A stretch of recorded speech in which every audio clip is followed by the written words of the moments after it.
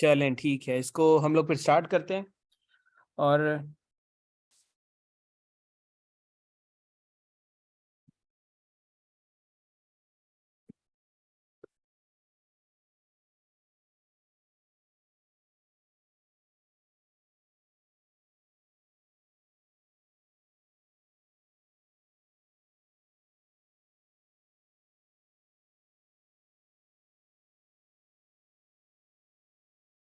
irresponsible tweet from Maryam Nawaz was a political gaffe. Irresponsible tweet from Maryam Nawaz, गलती गलती गलती एक सियासी गलती थी, पॉलिटिकल मिस्टेक थी। इररिस्पॉन्सिबल ट्वीट, ये मिस्टेक थी उसकी तरफ से, ठीक है।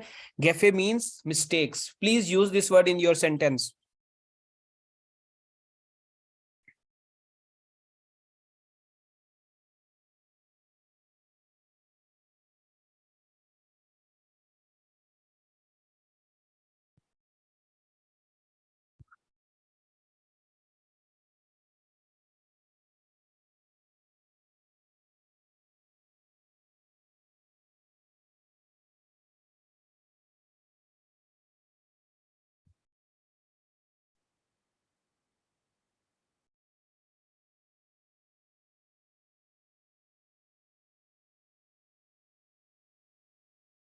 In food street of Lahore, there is a glore of food items in food street of Lahore.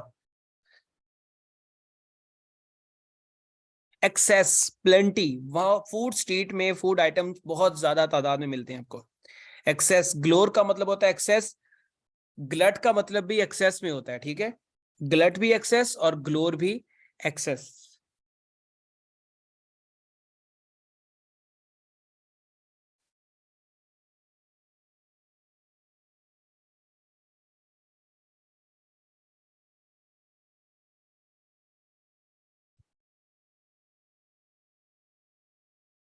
Irresponsible tweet from Maryam Nawaz was a political goof.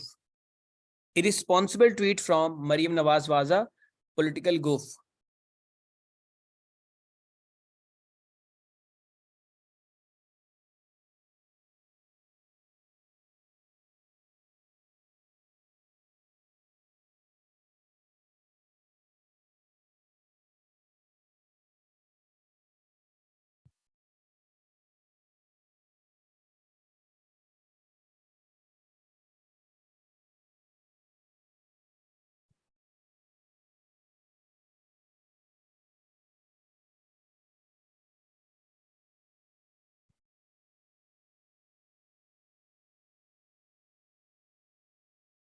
Although Jinnah was gaunt physically, yet he had a determination like a rock.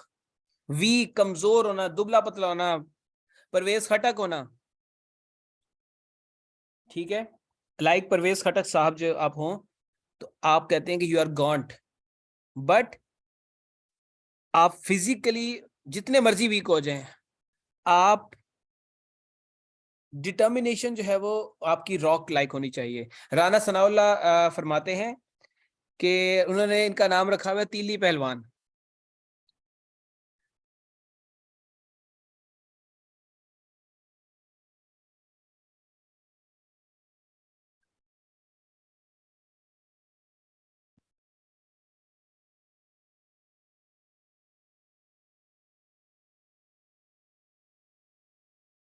Interview panel grilled the candidates.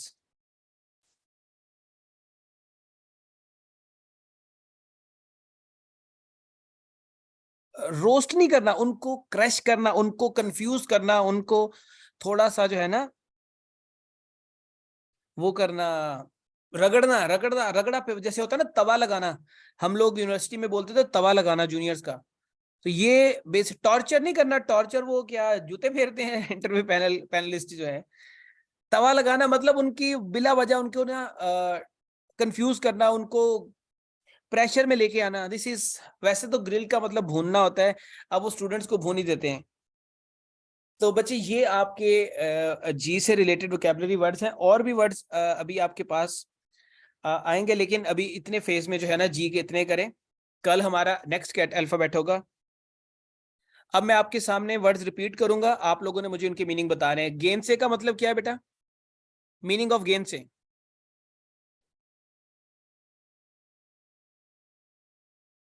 तरदीद करना। Gist का मतलब क्या होता है? Meaning of gist, summary. Gruesome, meaning of gruesome, खौफनाक, horrible. Hideous, hideous भी इसी को बोलते हैं ना, हॉरेंडस भी इसी को बोलते हैं। ठीक हो गया। ग्रुलिंग, ग्रुलिंग का मतलब होता है थका देने वाला। Gregarious, social animal, social animal, ठीक है, सोशल से बोलते हैं। ग्राउस, ग्राउस का मतलब होता है किसी से कोई मुझे गाउस नहीं है, गुस्सा नहीं है मुझे किसी से। ग्लट, किसी चीज की ज्यादती होना। ग्लोर, ग्लोर का मतलब क्या होता है? किसी चीज की एक्सेस होना, ज्यादा होना किसी चीज का।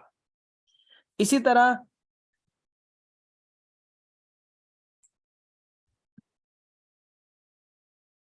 गॉडिड, गॉडिड का मतलब क्या होता है? उकसाया जाना, किसी ने आपको प्रोवोक करना, किसी ने आपको उकसाना, किसी ने आपको प्रोवोक किया है कुछ करने के लिए। इसी तरह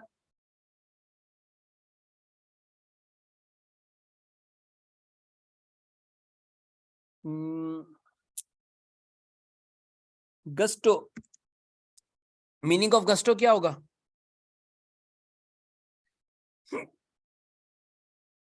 जोश, जोश जज्बा, जोश जज्बा। उसके बाद ग्रम्बल्ड, मीनिंग ऑफ ग्रम्बल्ड क्या होता है बेटा? ग्रम्बल्ड मीन्स दुख का इजहार करना, गुस्से का इजहार करना, शिकायत करना, गुस्से का इजहार करना, शिकायत करना, दिस इज ग्रम्बल।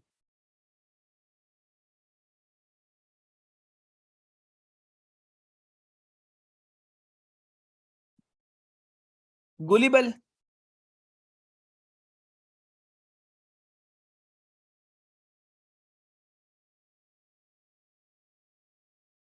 बेवकूफ इन।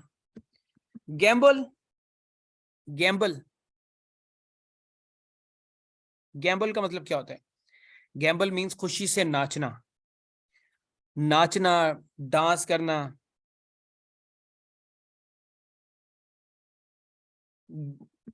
गिमिक, गिमिक मीन्स ट्रिक, चाल, टैक्टिक। ग्रीमेस, ग्रीमेस का मतलब क्या होता है बेटा?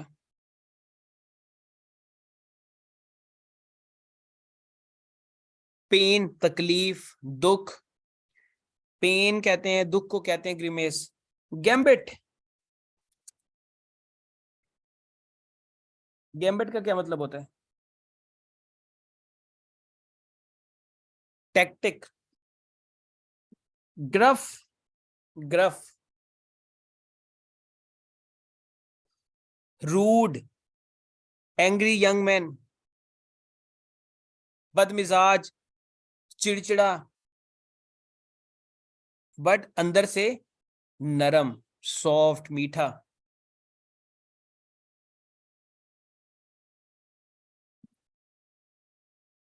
गॉश, गॉश का मतलब क्या होता है?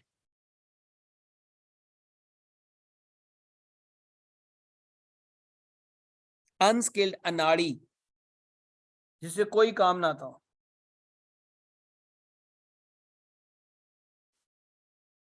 ग्रेवस, ग्रेवस का मतलब क्या है? ग्रेवस का मतलब होगा दुख होना, उदासी होना, अफसोस होना।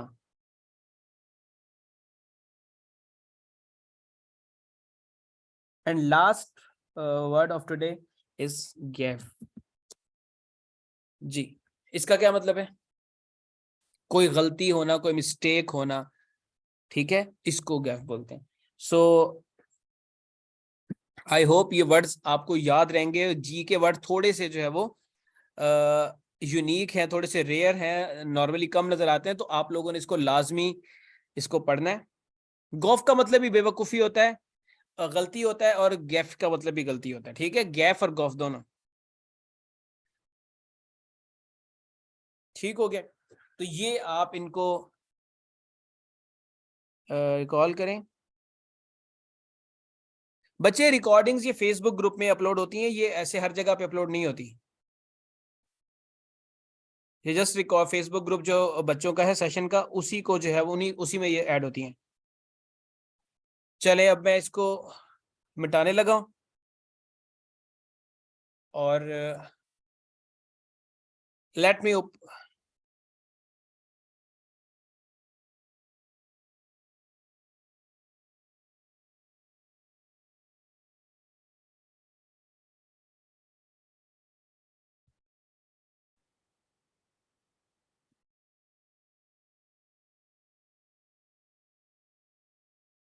अब हम लोग चलेंगे अपनी जो हमारी रेगुलर क्लास थी इंग्लिश ऐसे की, उसकी तरफ। तो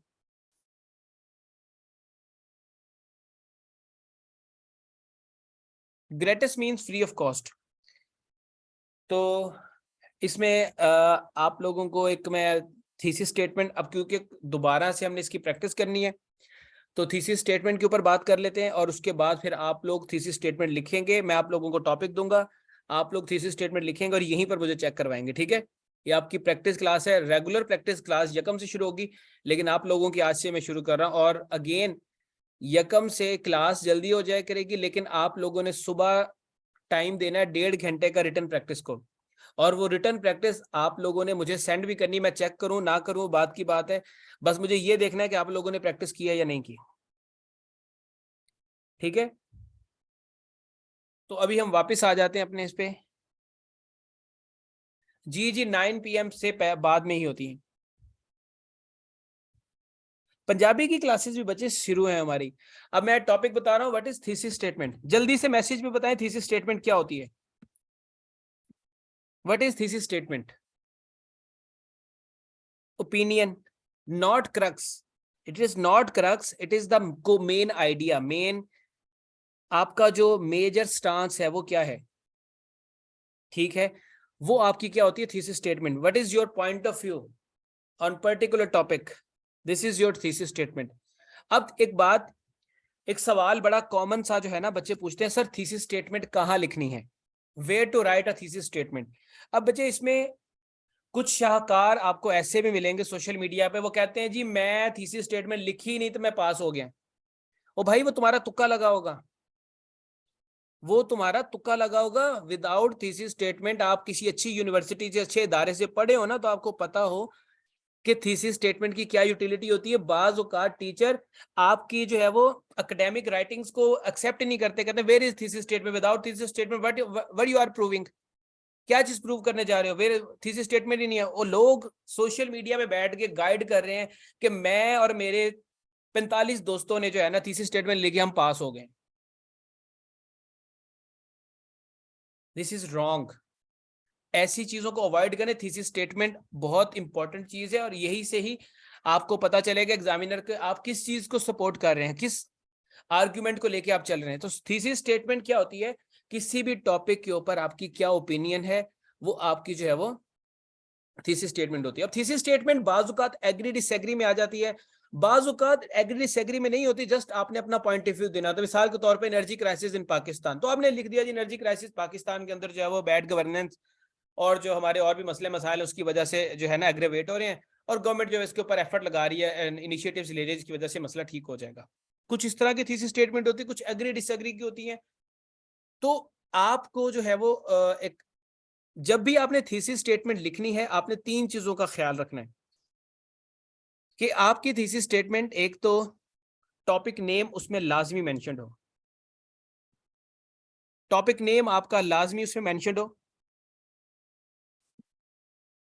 आपका claim, what is your claim, आप क्या चीज क्लेम कर रहे हैं और फिर उसको कैसे साबित करेंगे। मिसाल के तौर पे आपको अगर लग रहा है कि एनर्जी क्राइसिस वाकई ही पाकिस्तान के सर्वाइवल के लिए खतरा है, so this is your claim. आप कहते हैं जी yes energy crisis is the threat for the survival of Pakistan, ये आपका क्लेम हो गया। अब आप ये क्लेम क्यों ले रहे हैं, उस क्लेम की आपने रीजन भी बतानी है। वाई वाई आप ये जो क्लेम आपने लिया है कि भाई एनर्जी क्राइसिस पाकिस्तान के लिए खतरा है, तो क्यों खतरा है ये आप बताएं। तो थीसिस स्टेटमेंट में क्या होगा कि थीसिस स्टेटमेंट में आपने टॉपिक नेम लाजमी मेंशन करना है, अपना क्लेम मेंशन करना है और reason of the claim mention करनी है कि क्या रीजन है। उसके बाद कितने सेंटेंसेस की होनी चाहिए बच्चे। It is ideal that right thesis statement only in one single sentence. One single sentence में आप इसको राइट डाउन करें, दिस इज आइडियल। बट आप दो सेंटेंसेस में भी इसको लिख सकते हैं। आइडियल सिचुएशन ये है कि आप इसे एक लाइन में लिखें, लाइंस नहीं बेटा, सेंटेंसेस की बात हो रही है। और अगर ज्यादा से ज्यादा मिनिमम वन और मैक्सिमम टू सेंटेंसेस, इससे ज्यादा आपने इसको नहीं लिखना।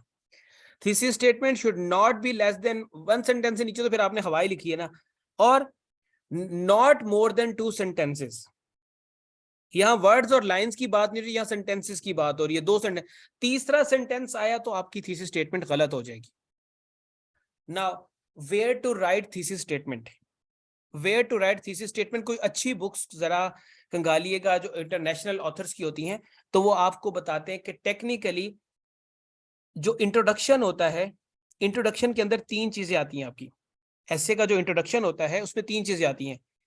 आपका हुक, जिसे हम अटेंशन ग्रैबर बोलते हैं। दूसरी चीज आपकी सपोर्ट, सपोर्टिंग सेंटेंसेस।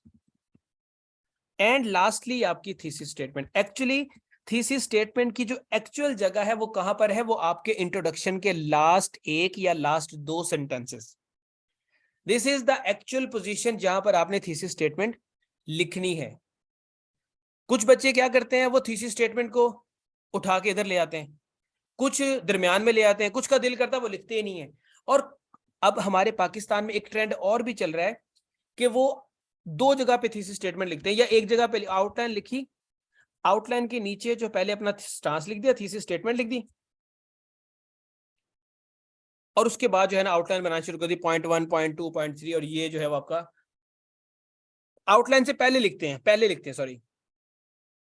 अब मैं आपको एक बात बताऊं, आउटलाइन, यहां पर मेरी एक दो स्टूडेंट्स बैठी हुई हैं और उन्होंने सीएसएस का एसए क्वालिफाई किया हुआ है with 47 marks, and she ignored thesis statement in outline, but written उन्होंने लिखा उसको इंट्रोडक्शन के अंदर। और ये मैं आपको बता दूं कि ऐसा कोई भी वो नहीं है मसला कि अगर आप थीसिस स्टेटमेंट को यहाँ पर आउटलाइन से पहले थीसिस स्टेटमेंट नहीं लिखेंगे तो एग्जामिनर आपका पेपर फाड़ देगा। अगर ऐसा होता तो 3,000 4,000 बच्चा, ये जो 30,000 40,000 35,000 बच्चे पेपर देते हैं, ये सारे फिर पास हो रहे होते, सारे बच्चे यही काम करके आ रहे होते हैं कि आउटलाइन से पहले थीसिस स्टेटमेंट लिख देंगे तो बुराई नहीं है, नहीं लिखेंगे तो कोई आपको गोली नहीं मारने लगा। बट अगर इंट्रोडक्शन में आपने थीसिस स्टेटमेंट लिखी तो फिर बम लग जाएगा, फिर आपको गोली लगने के चांसेस ज्यादा। अगर आप नजर से निकल गए तो निकल गए, आपकी किस्मत है। लेकिन अगर आप उनकी नजर में आ गए तो वो आपको रगड़ देंगे, वो आपको 39.5 नंबर देके फेल करेंगे, ताकि आपको दुख रहे सारी जिंदगी।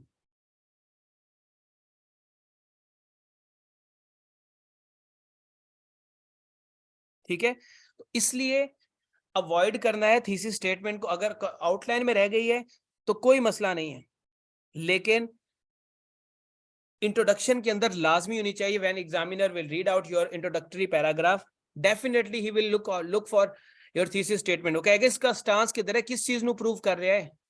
तो ये चीज आपने याद रखनी, थीसिस स्टेटमेंट की एग्जैक्ट जगह टेक्निकली उसका जो है वो इंट्रोडक्शन के अंदर लास्ट टू सेंटेंसेस या एक सेंटेंस के अंदर होना जरूरी। अब थीसिस स्टेटमेंट को मैं अगेन बताऊंगा, नंबर ऑफ लाइन से आपने मैयर नहीं करना, नंबर ऑफ वर्ड से मैयर नहीं करना। यू जस्ट, आपने दो सेंटेंसेस या एक सेंटेंस को माइंड में रखना है बस। इससे दो से ज्यादा बढ़ गई तो आपकी थीसिस स्टेटमेंट गलत हो जाएगी। अब एक और चीज जो मैंने आपको बतानी है वो ये है कि दो तरह के बच्चे हैं। अब एक तरह का बच्चा ना यू सेंटेंस लिखेगा, सपोज मैं ऐसे रैंडमली सेंटेंस बना रहा हूं,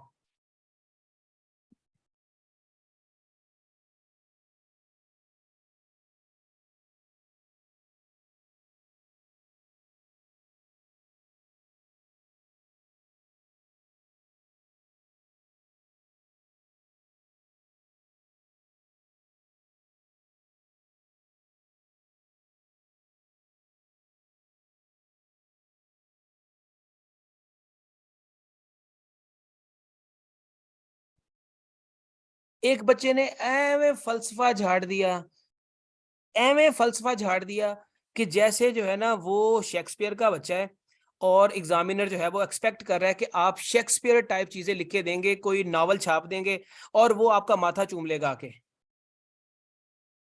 सबसे नेगेटिव अप्रोच ये है कि जब आप ये चीज माइंड में बिठा लेते हैं कि मैं हैवी वोकेबलरी लिखूंगा, मैं हैवी इंग्लिश लिखूंगा, तो एग्जामिनर मुझे जो है वो ज्यादा नंबर देगा। आप समझ लें कि एग्जामिनर भी एक इंसान है, उसके पास भी लिमिटेड वोकेबलरी वर्ड्स होते हैं, वो भी हमारी तरह ही इन्हीं यूनिवर्सिटीज में बैठे होते हैं और उन्हें जितने वर्ड्स, आपको जितना अपने एचओडी के नॉलेज पे, इल्म पे यकीन होगा, उतना ही नॉलेज इनके पास भी होता है।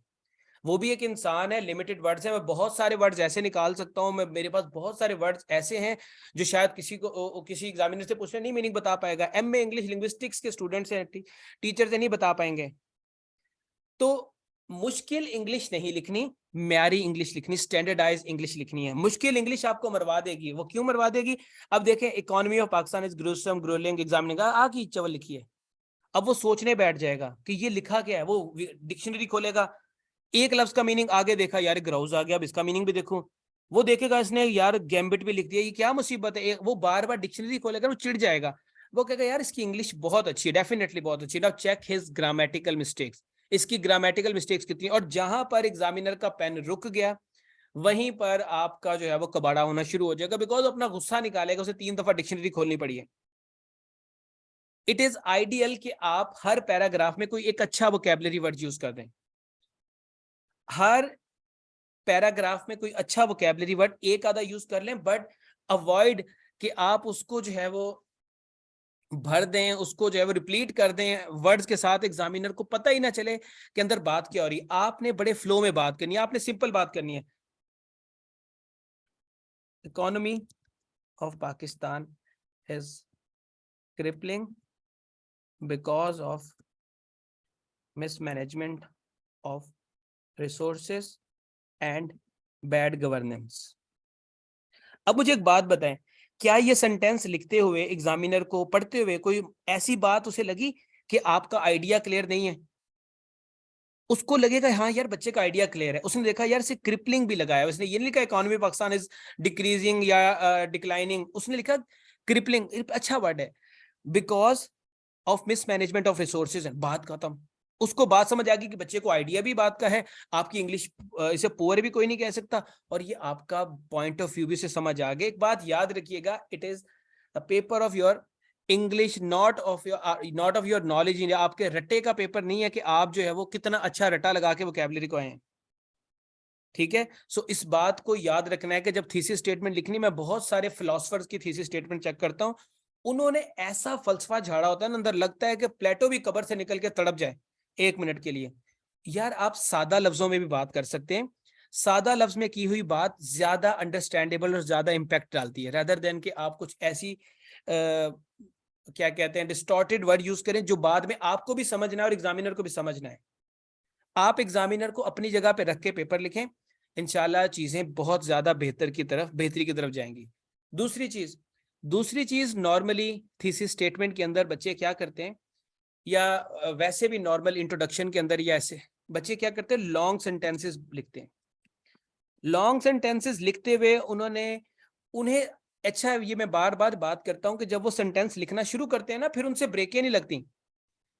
फिर वो कहते हैं गड्डी जा रही है तो जान दो, एंड ला के सेंटेंस बताई जाओ, एंड ये एंड वो 3-4 एंड बीच में आ रहे होते हैं, कुछ समझ नहीं आ रही थी कि कहना क्या चाह रहे हैं, और बीच में उनका हु भी लगा रहे हैं, बीच में विच भी लगा रहे हैं, बीच में वट भी लगा रहे हैं, और सेंटेंस अजीब सा बेतुका सा सेंटेंस जो है वो बन जाता है आपका। आप शॉर्ट सेंटेंसेस लिखें। शॉर्ट सेंटेंसेस का मतलब ये नहीं है कि बिल्कुल 2 लफ्ज का सेंटेंस लिख दें, और ना ही लॉन्ग सेंटेंस का मतलब है कि 1.5-2 लाइनों पे ले जाएं। कोशिश करें कि अगर आपको लगता है कि मेरा सेंटेंस लंबा हो रहा है, तो सेंटेंस को दो दो जो पार्ट्स में डिवाइड कर लें, अपने सेंटेंस को छोटा कर लें, कोई कनेक्टर लगा के बात को आगे कंटिन्यू कर लें, रेदर देन वाइल लगा के, हु लगा के बात को उल्टा सीधा करना है। ठीक है, तो इस चीज का आपने ख्याल रखना है। इंट्रोडक्शन के अंदर ये मैं चीजें आपको बता रहा हूं, फिर अभी मैंने आप लोगों से एक छोटा सा जो है ना एक इंट्रोडक्शन लिखवाना 100 वर्ड्स का, 100 वर्ड्स का। उसके अंदर आपने कोई भी जो भी हुक सेंटेंस आप लिखना चाहें, मैं हुक का भी बता देता हूं कि हुक क्या होती है। और थीसिस स्टेटमेंट का तो क्लियर हो गया ना आपको कि क्या होती है, कैसे लिखना है और इसका क्या मतलब है।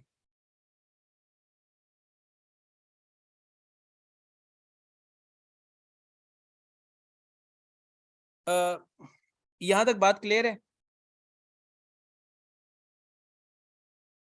अब आ जाते हैं हम लोग हुक की तरफ। बेटा हुक क्या होती है, आपने देखा होगा हुक का इस्तेमाल ज्यादातर चीजों को होल्ड करने के लिए हम इस्तेमाल यूज होता है। Hook is normally for holding, किसी चीज को होल्ड करने के लिए हम लोग यूज करते हैं। सो सिमिलरली जो हुक ऐसे की होती है, ये भी रीडर को जो है ना जरा खींच के रखने के लिए, इसको जरा जोड़ के रखने के लिए जो है वो इस्तेमाल करते हैं। मैं आपको एक और एग्जांपल दे देता हूँ। आपने जावेद चौधरी के कॉलम्स पढ़े होंगे, जावेद चौधरी का प्रोग्राम भी देखा होगा।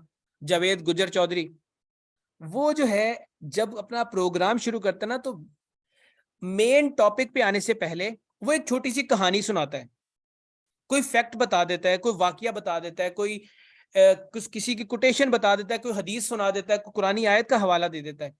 उससे क्या होता है, एग्जामिनर जो अवाम होती है ना, वो टीवी के साथ ग्लू हो जाती है कि यार पता नहीं ये आज उसने कौन सा मुर्दा निकाल लिया। मैं जब इजिप्ट गया, इजिप्ट में कबर खोदी, कबर के अंदर से मुर्दा निकल आया, फिर क्या हुआ, सारी अवाम बैठ जाती है। ये मैं बताऊंगा आपको प्रोग्राम के आखिर में।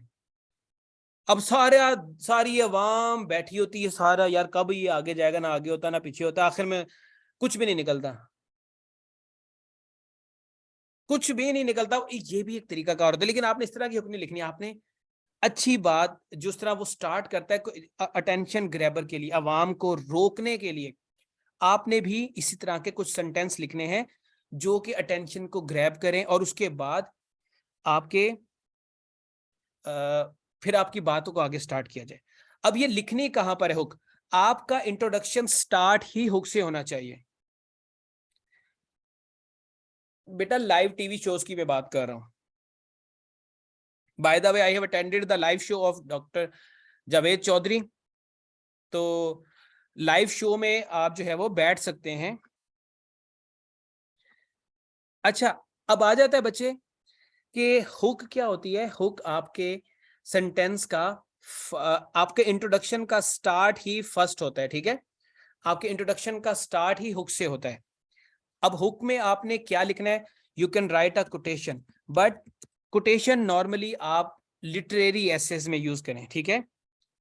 आप लिटरेरी एसेस के अंदर जो है वो यूज करें, रेदर देन हर कोई, जैसे साइंटिफिक एसेस हैं, जैसे ग्लोबल वार्मिंग हो गया, जैसे एनर्जी क्राइसिस हो गया, वाटर क्राइसिस हो गया, आर्टिफिशियल इंटेलिजेंस हो गया। तो उसमें क्या होगा, उसमें आप लोग बेटा थोड़ा सा जो है ना इसकी तरफ फोकस कर ले। मेरे ख्याल में आप लोगों का फोकस जो है ना डाइवर्ट हो गया, या आप लोगों को समझ नहीं आ रही, या आप लोगों का फोकस नहीं बन रहा।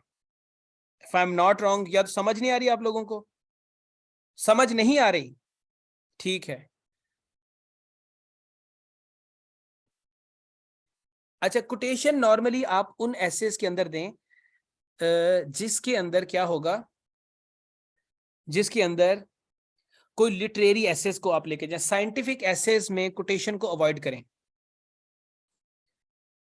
साइंटिफिक एसेस के अंदर कोटेशंस को अवॉइड करें। साइंटिफिक एसेस का स्टार्ट किसी फैक्ट से करें, किसी फैक्ट के साथ कर दें, या कोई इंटरेस्टिंग इंफॉर्मेशन से कर दें। एनेक्डोट को भी आप ना करें, जो एनेक्डोट होती है शॉर्ट कहानी होती है, उसको जो है वो आप थोड़े से ह्यूमरस टाइप एसेस होते हैं, उसके अंदर जो है वो आप इसको लिख सकते हैं। बहरहाल मैं एनेक्डोट को अवॉइड करवाता हूँ, क्योंकि ये थोड़ा सा जो है ना बात का रुख चेंज करवा देती। It is better to write with a fact या थॉट प्रोवोकिंग क्वेश्चन।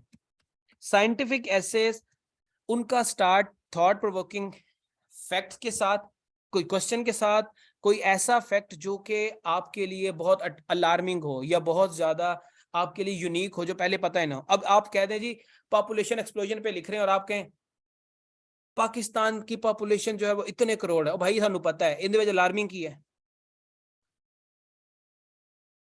इसमें अलार्मिंग क्या है। या तो आप कंपेयर करें कि पाकिस्तान की पॉपुलेशन यूरोप के मुकाबले में इस तरह से बढ़ रही है, ठीक है। कुछ फैक्ट बनाने का तरीका लिखें, आप सिंपल लिख दें।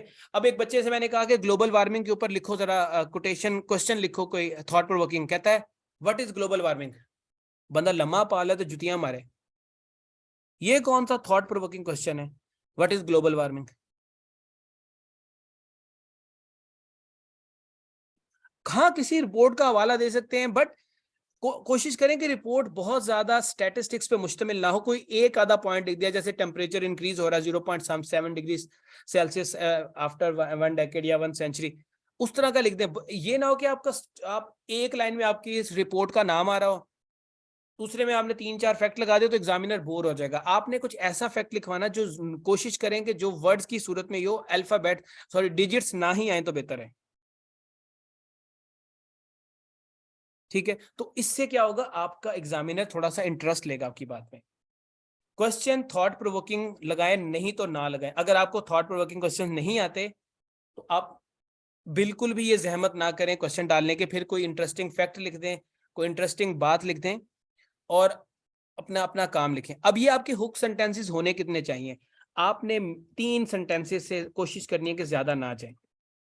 3 सेंटेंसेस आपके मिनिमम 2 मैक्सिमम 3 सेंटेंसेस आप लिखें, उसके बाद हुक आपकी खत्म हो जाएगी। And after that 4th sentence जो आपका इंट्रोडक्शन का होगा, this will be your supporting sentence. चाहे आप उसको डेफिनेशन में लिख दें या जस्ट लिख दें कि ग्लोबल वार्मिंग लिख रहे हैं तो ग्लोबल वार्मिंग जो है वो क्या कहते हैं जी, global rise in average global temperature, और उसके बाद आप अपनी आउटलाइन को समराइज करना शुरू कर दें।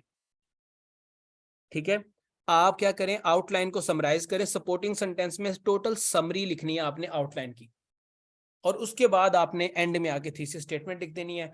आपका इंट्रोडक्शन कंप्लीट हो जाएगा। ठीक है, इंट्रोडक्शन के वर्ड काउंट आपका should not be more than 300 words and should not be less than 200 words when you are writing a essay for CSS.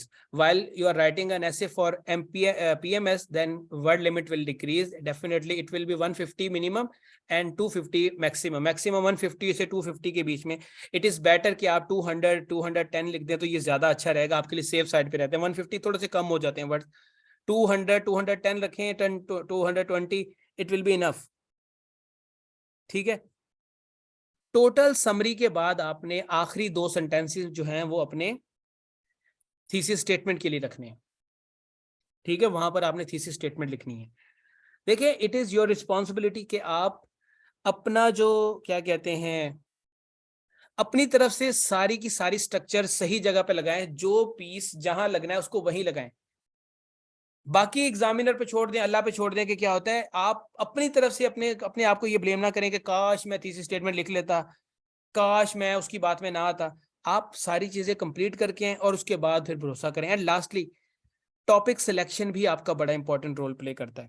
बाजू का टॉपिक सिलेक्शन आपको अच्छी कर लेते हैं, बट आपको आइडिया नहीं होता कि उस टॉपिक के अंदर बात क्या पूछी गई है, तो आप फंस जाते हैं। और या फिर आप कोई ऐसा टॉपिक पिक कर लेते हैं जो बहुत जेनेरिक। अब इस दफा पता पीएमएस में क्या हुआ है, पीएमएस में जिस बच्चे ने ग्लोबल वार्मिंग पे नहीं लिखा वो मेजोरिटी पास है। मैं बता रहा था ऑलमोस्ट 43 स्टूडेंट्स जो है वो एसए के अंदर क्लियर है मेरे। तो उनके जब एसेज देखे हैं तो उनमें से 22 स्टूडेंट्स ऐसे हैं जिन्होंने क्या किया है, जिन्होंने या इकोनॉमी पे लिखा है या दूसरे पे लिखा है। अब वन ऑफ माय स्टूडेंट, अगर उनका क्लियर होता तो she might be among top 10 students, लेकिन उनका ऐसे क्लियर नहीं हुआ। उन्होंने लगा दिया जी उसके ऊपर ग्लोबल वार्मिंग उस पर लिख दिया, और ग्लोबल वार्मिंग को एग्जामिनर ने टारगेट किया, उसके ऊपर रिलेटिव मार्किंग आ जाती है, क्योंकि सारे बच्चे एक ही किस्म का अटेम्प्ट करते हैं। आप लोगों को जो डायमेंशंस मैंने बताई थी उसके पीएमएस के अंदर, हम उन सब पे काम करेंगे, और उसके बाद आपने देख लेना है कि अवाम का ट्रेंड किस तरफ है। कोई थोड़ा सा डिफिकल्ट टॉपिक भी हो उसे पिक कर लें, लेकिन आपको पता चल जाता है कि सारी अवाम ग्लोबल वार्मिंग पे लिखेगी, थोड़ी सी हिम्मत करके किसी और टॉपिक पे लिख दें जो आपको लगता है कि उस पर भी लिखा जा सकता है। थोड़ी सी मुश्किल होगी बट लिखा जा सकता है। आपके पास होने के चांसेस पीएमएस के अंदर मैक्सिमम हो जाएंगे। जिन बच्चों ने 52 55 मार्क्स लिए हैं, मैंने जिनके साथ काम किया तो उन्होंने हमें दूसरा ऐसे लिखा है। जिन बच्चों के 40 से 45 की रेंज में मार्क्स हैं वो सारे ग्लोबल वार्मिंग वाले हैं, या ऐसे के अंदर फेल बच्चे वही हैं जिन्होंने ग्लोबल वार्मिंग को अटेम्प्ट किया। मैक्सिमम बच्चे वो हैं, मिनिमम कोई का दुका बच्चे होंगे जिन्होंने ग्लोबल वार्मिंग वाले को इनफैक्ट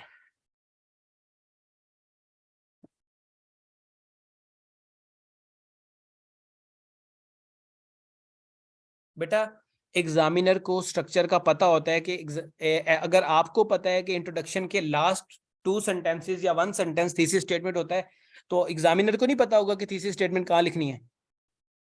वो जब आपका इंट्रोडक्शन पढ़ेगा तो इंट्रोडक्शन के पहले लास्ट 2 सेंटेंसेस को पढ़ेगा, देखेगा इसने थीसिस स्टेटमेंट क्या लिखी है।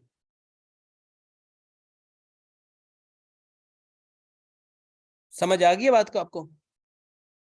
तो इसलिए अच्छा, ये जो मैंने बात आपको बताई है, it is more applicable on PMS rather than CSS. ये बात पीएमएस पे ज्यादा एप्लीकेबल होती है रेदर देन सीएसएस। जी मूनगिल क्वेश्चन करें रेदर देन सब्जेक्ट सिलेक्शन के ऊपर, इसके अलावा कोई और सवाल करेगा आप? आउटलाइन से पहले भी लिख सकते हैं, मैंने कब कहा नहीं लिखे, मैंने कहा लिख दें तो मसला नहीं है, नहीं लिखें तो भी कोई मसला नहीं।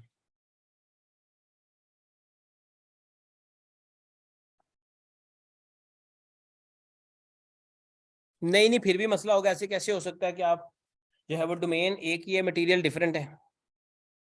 मटेरियल सेम है, डोमेन डिफरेंट है, नहीं गलत हो जाएगा इस तरह से। आपको मुझे थोड़ी सी बात आपकी क्लियर नहीं है, आप अगर क्लास के बाद ऑडियो मैसेज पे मुझसे पूछ लें तो मैं ज़्यादा अच्छे से जवाब दे दूँ। जेंडर वाला ऐसे कम हिट होता है नॉर्मली।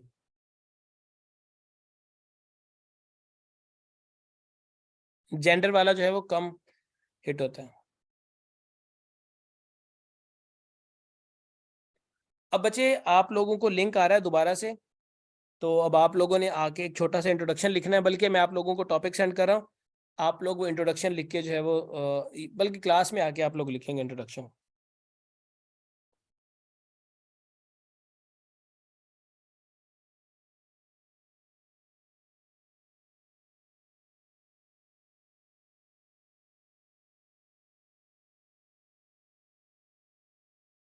मरिया, मुझे इस बात का पता नहीं चला कि किस किस बच्चे की आप बात करें। अब जरा प्लीज मुझे ना हाईलाइट कर दें उनका, मैं आपको देखता हूँ कौन है। आप मुझे बाद में बताएं कि अगर आप स्क्रीनशॉट ले सकती हैं उनका, तो मैं देख लेता हूँ कौन है।